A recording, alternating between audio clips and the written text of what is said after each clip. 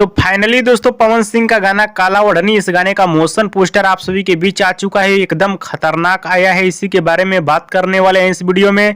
तो वीडियो को लास्ट तक देखते रहें और जो लोग मेरे चैनल को अभी तक सब्सक्राइब नहीं किए हैं वो लोग कर लें, क्योंकि हमारे चैनल पर भोजपुरी का हर खबर सबसे पहले आता है। तो दोस्तों अभी कुछ देर पहले पवन सिंह का गाना काला ओढ़नी, इस गाने के मोशन पोस्टर को आप सभी के बीच रिलीज किया गया है ग्लोबल म्यूजिक जंक्शन के यूट्यूब चैनल पे, जो कि एकदम साउथ की तरह इस मोशन पोस्टर को आप सभी के बीच रिलीज किया गया है। मोशन पोस्टर और पोस्टर से ऐसा लग रहा है कि पवन सिंह की कोई बड़ी फिल्म आ रही है, लेकिन फिल्म नहीं बल्कि गाना है और बहुत ही धाकड़ और खतरनाक पवन सिंह का गाना आप सभी के बीच आ रहा है, जो कि आप सभी को ये गाना बहुत ज्यादा पसंद आने वाला है। जिस गाने का नाम है काला ओढ़नी, इस गाने का मोशन पोस्टर आ चुका है आप सभी के बीच एकदम साउथ वाला स्टाइल में।